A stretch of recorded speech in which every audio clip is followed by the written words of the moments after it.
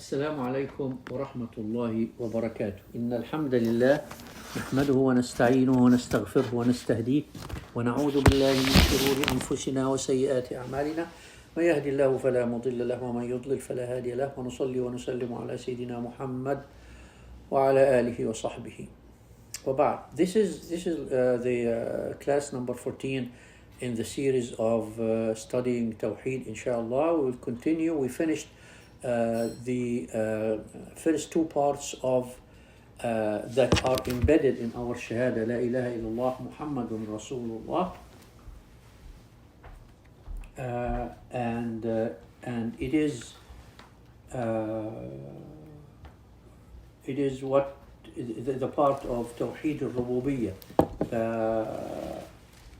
merits and the attributes, the ayat that Allah subhanahu wa ta'ala put in the universe and in us. The ayat of Allah, both ayat universal and ayat in the human himself. He's the biggest ayah actually of the human body and the human brain. سنريكم آياتنا في الآفاق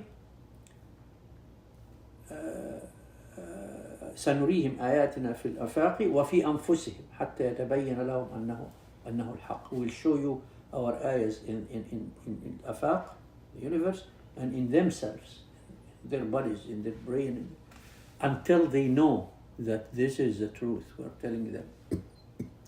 So that's Rububiyyah. Al-Uluhiyyah, we talked about the Asma wa Sifat, Tawheed al-Asma wa Sifat. We talked about the merits of Allah subhanahu wa ta'ala himself, Ar-Rabb. You know, we talked about the definition of Ar-Rabb and Al-Ibadah and this in Rububiyyah, but now what are the merits of Allah subhanahu wa ta'ala in terms of his names and attributes? I don't mean the merits in the meaning. You can forget about it, but the attributes of Allah subhanahu wa ta'ala, which is, we mentioned that it is, although the language, Allah subhanahu wa ta'ala uses the language that humans understand, but it has nothing to do with how it is related to humans. إثبات بلا تمثيل وتشبيه بلا تعطيل. That's the example we talked about last time, and I hope you still remember this, because I said you have to really memorize, this expression. So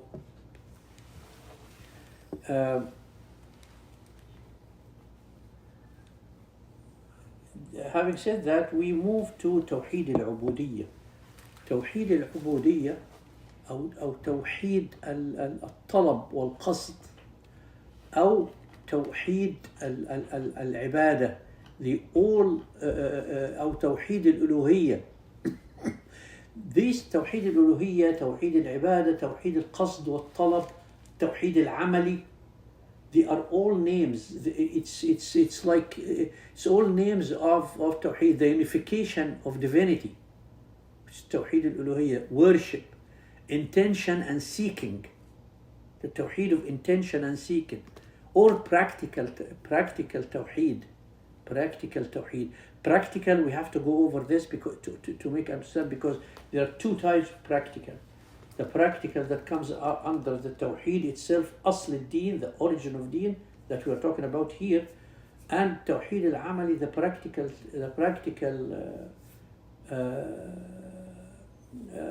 which is the practical following or ruling, which is doing the commands and leaving the prohibition of what Allah subhanahu wa ta'ala forbid. This is another type, but we are talking here about practical, means the part of Tawheed that comes in a practical shape, in doing, not in heart and it is of course everything works together. You know, the limbs and the doing is connected to what's in the heart, and what's in the heart is connected to this. You can't separate them, you know. And we normally take what appears from a person as a proof of what's in the heart, not the other way around, because we don't know what's in the heart of people. Allah subhanahu in the other hadith, لنا الظاهر والله يتولى السرائر. We only deal with what appears from you, and Allah subhanahu wa ta'ala deals with your intentions. Unification, when we say unification of intention and seeking al-qasd wa talab, it means that this Tawheed, in order to understand Tawheed al-Ibadah, actually Tawheed al-Ibadah is the reason why messages came. Why messenger came to humans with books and with instructions, and it is the reason why it came. وَأَنَّ اللَّهَ رَبِّي وَرَبُّكُمْ. شوف what Isa said. We agree that Allah رَبِّي وَرَبُّكُمْ. Rububiyyah we agree on. فَاعْبُدُوا هَذَا صِرَاطٌ مُسْتَقِيمٌ. So, as long as we agree إنه ربي وربكم فاعبدوا. فاعبدوا, fa in the Arabic language, it's called fa الترتيب, means that if this, then this. Whatever comes before the fa is if, and whatever comes after the fa is then. So fa الترتيب came. وأن الله ربي وربكم, then فاعبدوا. So that's why the message is, that's why Tawheed is to make ibadah to Allah, to carry out this part of your unification of divinity. If it is only part of watching the ayahs of Allah, Rububiyyatullah, and that He is the one who is the giver and the supporter and all this, and to know His names and attributes, and that's it, and then we go sleep, we didn't do Tawheed. Where is the Tawheed? Where is the Ibadah? Where is it? You know? That works with the fake religions like Christianity, as the versions they made. You know? It doesn't work with them this way. It works with them this way. Because, you know, they go to the church Sunday and then they go home. There's nothing forbidden, there is nothing commanded, there is anything, it doesn't exist in their religion. And actually, in fact, in the original correct religion of Jesus, there was no shara'a in the original Bible.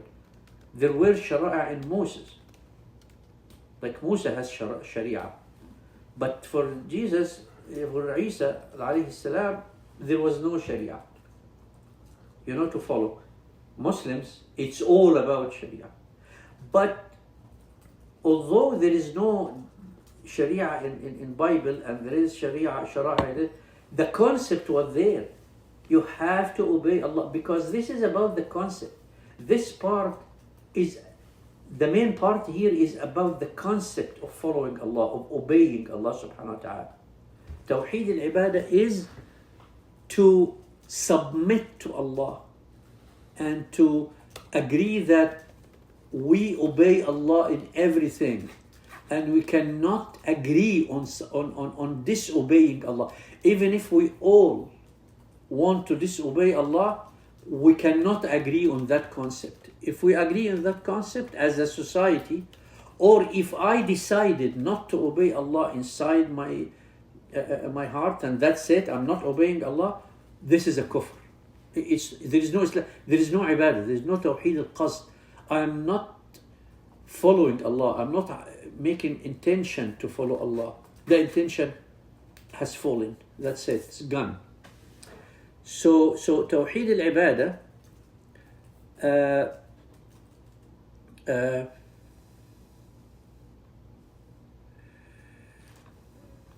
Tawheed al-Ibadah is what this means. Now, in order to talk about that, there are a couple of things we have to establish in our minds. So, couple of usul things we have to go over. We talked about maybe before, so it's going to be inshallah easy, but we have to mention it here because this is where the framework of the Muslim mind, what we are going to talk about here, Tawheed, what you talked about and what we're going to, this was all established in the framework of the Sahaba's brain. Once they hear the Shahada, all this came to their minds all together in 1 second. They didn't need all these classes and all this talk and all the definition and all the things. It's exactly like the distortion of the language, اللحن في اللغة, you know. We made مرفوع منصوب مجرور فاعل مفعول. The language has been distorted. So we needed to establish the science of nahu and lugha and balagha, and, you know, the distortion of the social habits. It's distorted. People don't respect their appointments, their dates. They don't respect their responsibilities toward their kids, toward their work. A distortion of the social life is distorted. So distortion in everything, distortion. Likewise, the distortion of the basis on which Tawheed is established, it's distorted. So when you talk to somebody about the proofs, he hears the proof, but he doesn't get it. Why? Because the framework is not erected correctly in his mind. The proof goes to his mind and goes through a different formats, a different, you know, like, you know, when you make the cake, you put the cake in this round thing or like diamonds or whatever, so it came like this. This qalib, we call it qalib, this qalib is supposed to be there when proofs came. It goes in this qalib and it comes out Tawheed, normal. Like when they used to hear La ilaha illallah Muhammad Rasulullah, it goes inside, goes into the qalib, comes out, oh, I understand. هذا أمر تكرهه الملوك. This is something all kings will dislike. Why? It's a word. To us, it's a word. But for them, it was something that actually disturbs kings and because they got all this from it right away. So it's about the framework. It's about how your brain is formatted, you know. So we have to mention this. A couple of things we have in order to actually adjust the format. One of them is talking about how we establish the general, you know, generalization in our mind. The concept of generalization, how we establish it, how it's established. Of course, it is established in language and hence in Quran, because Quran came in the Arabic language. And in any language, you know, like when you go in English, when you go and say, all the trees have lost their leaves. So the first impression to the person that when you go out, you will find every tree lost.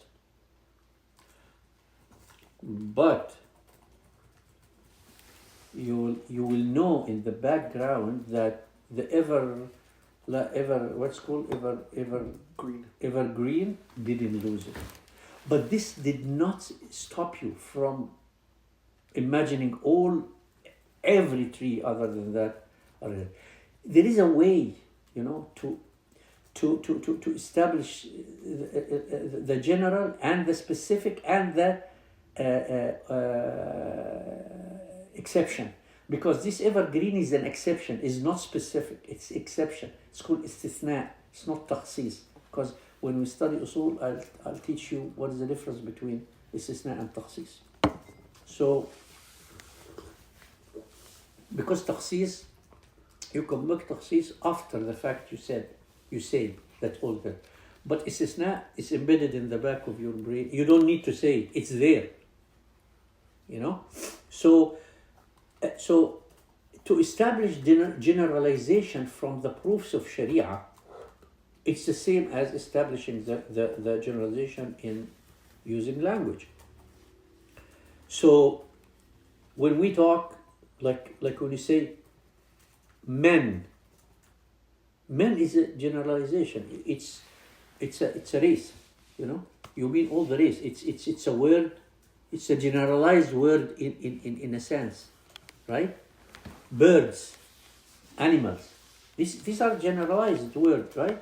Because it covers all the individuals in that race, in the bird, in the man.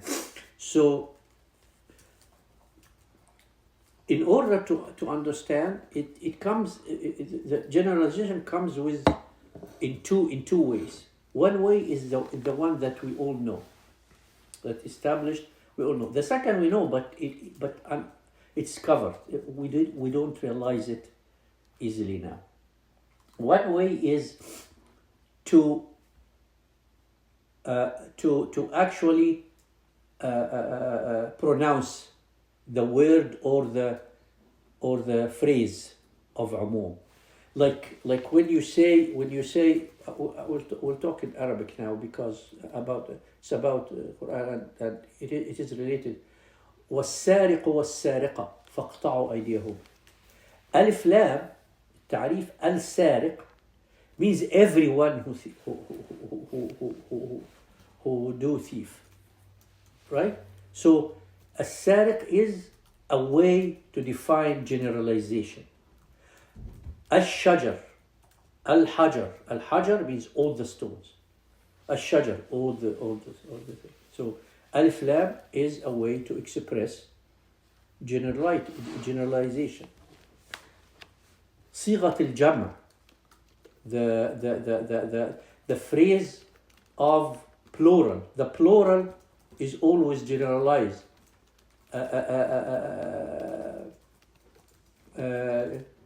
يوصيكم الله في أولادكم, right? In all أولاد, in all your kids. جمع, أولاد جمع. So it's generalized phrase. So the plural phrase. ألفاظ الشرط, conditional. ألفاظ الشرط is the conditional expressions. Conditional expressions that that فمن شهد منكم الشهر فليصم. فمن, man here is a condition. Whatever comes after it is general. Everyone يشهد الشهر فليصم. فمن شهد منكم الشهر فليصم. You understand? فمن شهد منكم الشهر فليصم. So man, what comes after man is general. من دخل بيت أبي طالب فهو آمن. في حديث دخول في الفتح. Everyone went to, so everyone entered is آمن خلاص. Right? He has a man. No one can say, no, you don't have a man. Why? He said, man, دخل. It's generalization.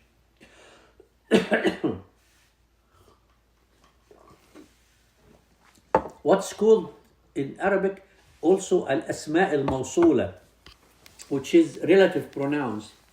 The relative pronouns. Relative pronouns, which is in Arabic الذي والذين. الذي, الذين, اللاتي, you know. Allah subhanahu wa ta'ala said, والذين يتوفين منكم ويذرون أزواجا يتربصن بأنفسهن 4 أشهر وعشر. Whoever of you dies and leave a woman, the woman has to wait 4 months and 10 days. So the whoever here, which is, they call it in English the relative pronoun, huh? It generalizes whatever comes. Whoever die, anybody who dies and leave a woman. This is another way of expressing the general, right? What comes general. It's language and usul and Tawheed. It's all together. It's all connected. Like I told you before, learning this, the science, Islamic science, it's all about one thing. Just understanding the deen, that's all. What they call النكرة في سياق النفي. Indefinite noun in the context of negation. If there is a context of negation and you find indefinite noun, that actually symbolizes a general. Like what? لا يسخر قوم من قوم عسى أن يكونوا خيرا منهم. So here, it's a negation. You negate people make fun of others. Yeah, right? But it came with قوم, not القوم. Yes, نكرة. Any قوم. لا يسخر قوم. Any قوم.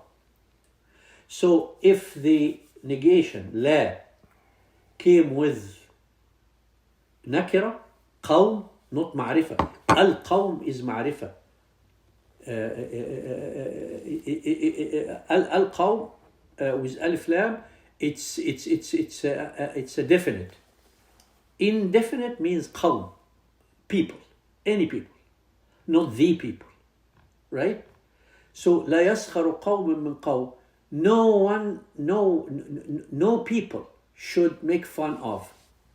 Not know the people, or the people should not. The people should not. Then you're talking about this. There's no generality here.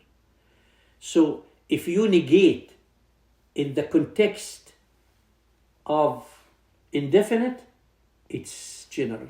So any qawm, any people should not make fun of anybody. Right? I will send you these, okay? Because these are hard. But I must tell you, it doesn't matter, you have to understand. Also, whatever indefinite in the context of conditional clause. Like what?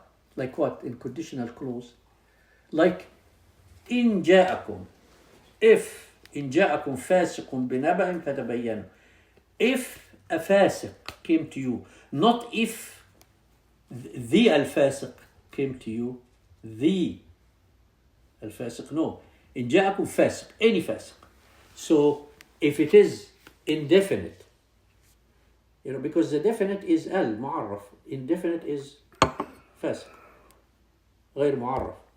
So if the indefinite came in the context of negating لا, right, it means general. So any fasiq come to you, don't take his word for it. إن جاءكم فاسق بنبأ فتبينوا. Make sure that. Of course, and using the word all. كل امرئ بما كسب رهين. كل المسلم على المسلم حرام. Right? This is what we know.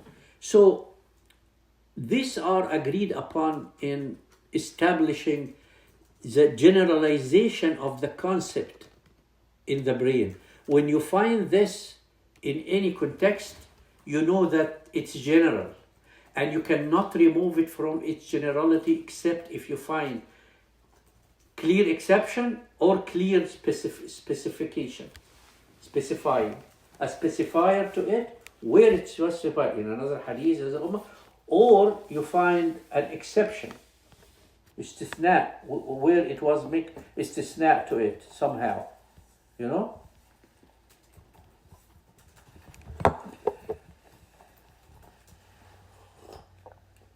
like I said, exception come right away in the same sentence. It doesn't come in the same sentence, like I said, in the brain, because it's established already. So it's only considered an exception if it is right away following the sentence. If it is another ayah, like وَالْمُطَلَّقَاتِ وَأُولَاتُ الْحَمْلِ أَجَلُهُنَّ يَضَعْنَ حَمْلَهُنَّ. This is you are sleeping 100%. You are nodding but sleeping. So go wash your face, please. Just stop it. So these are the ways we express. There are other ways also mentioned in usul and in lugha, but this covers what we need here.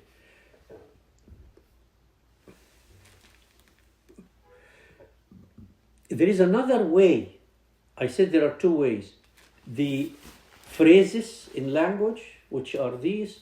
The other way is called the conceptual generality. Conceptual generality. This was actually mentioned in some of Book al-Usul, but it was stated very clearly by Al-Shatibi in Al-Muwafaqat. It was stated. He calls it in Arabic التواتر المعنوي. Tawatur with the ma'na, with the meaning. You know? With concept. The concept is what gives you the generalization of it. Example. I'll give you an example. Let me read to you what he said.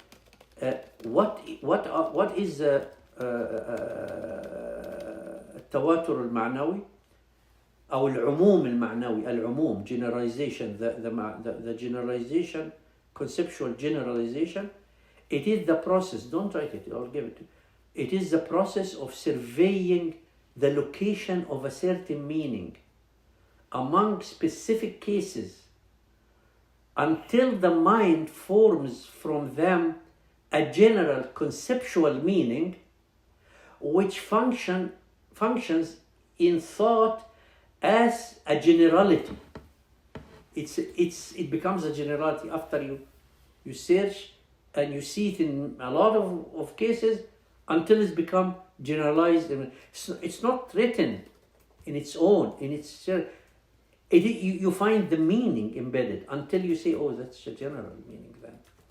It's a general thing. So, what is the example? Example is, I'll send you this part. Example is how do you know that when we have a character in our Islamic history called he was the father of Sahabi Adi ibn Hatim. His father was called Hatim al-Ta'i, from Tayy, from the Qabila Tayy, the tribe. And he was the example. He is the role model of generosity. Like, his generosity was like a legendary. And everybody knew, even Rasulullah sallallahu alaihi wasallam knew Hatim al-Ta'i. He was a legend. So how did people know the generality of Hatim? There is no one person came and say Hatim al-Ta'i is the most generous. There's no phrase like that. People saw him doing this, and then saw him doing this, and saw him doing this, and saw him slaughtering his only cow for people who came, and he doesn't have anyone, any sheep else. He saw him when people came, what he made the table for them. They saw him, and this all the time. So that actually put a concept in their brain that Hatim al-Ta'i is the most generous. You don't need a written phrase anymore. So this is what they call how to form the conceptual generality, is adding the meaning from a case to a case until it established in your mind that it is a general and nothing can escape it.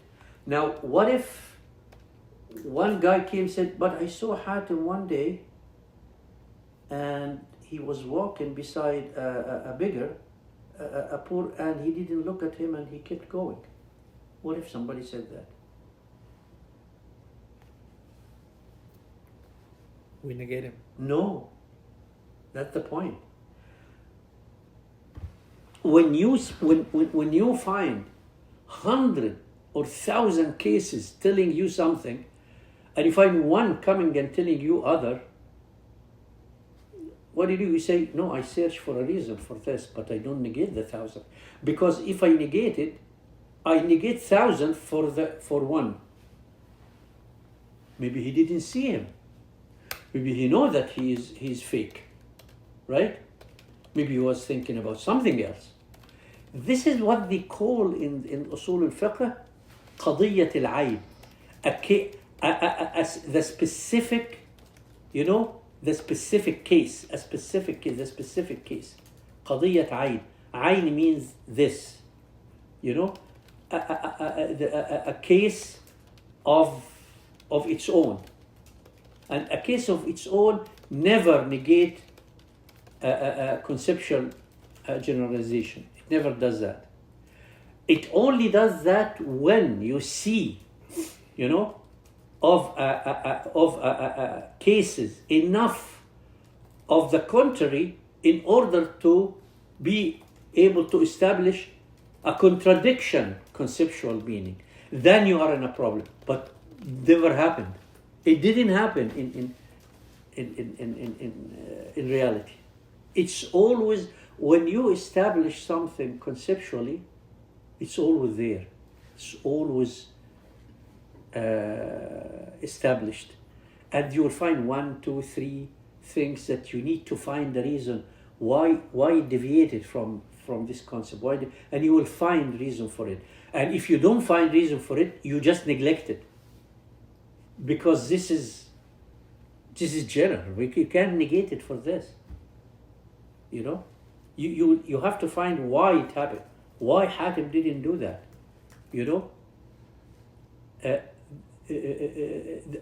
This happened in even fuqaha use it like في البيع.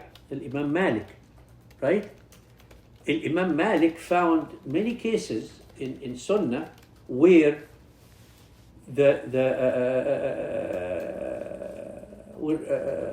في مسألة خيار المجلس, whether you can go back in your بيع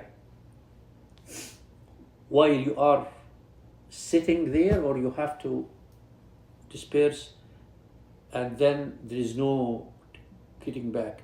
So his opinion, he actually put the hadith sahih. He said the hadith is sahih. Hadith khayar al-majlis for majlis. He mentioned it in Muwatta. He put in Muwatta with a completely great sanad. No problem. But he didn't take it in his fiqh. Why? Because his study of the conceptual meaning of khayar al-majlis established a different thing.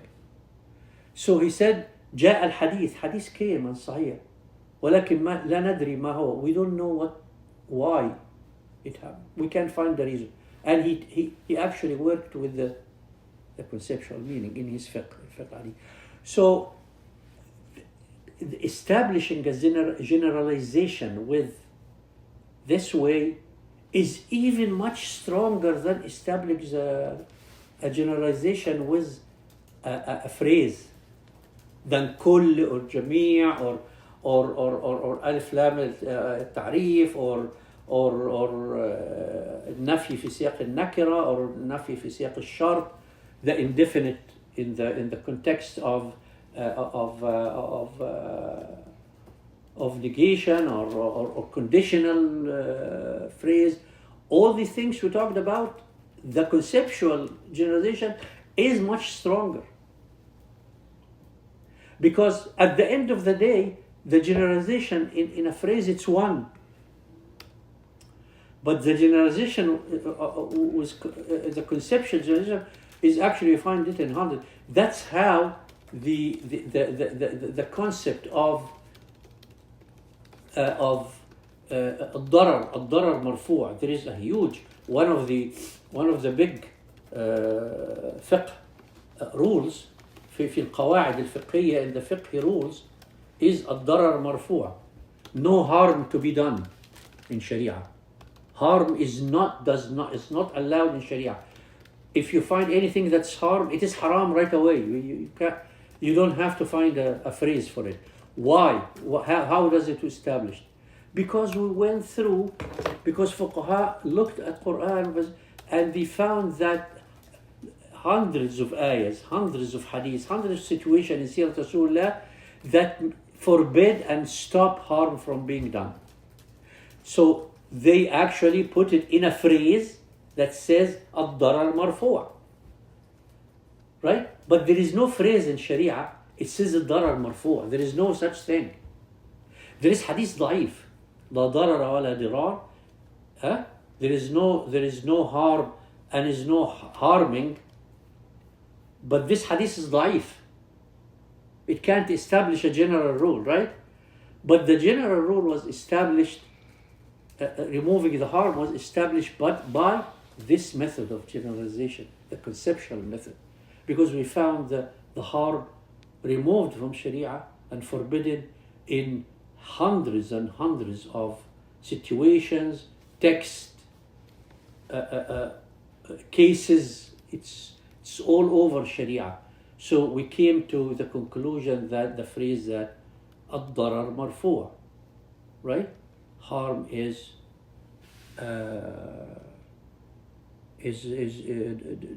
not accepted or removed in Sharia. So,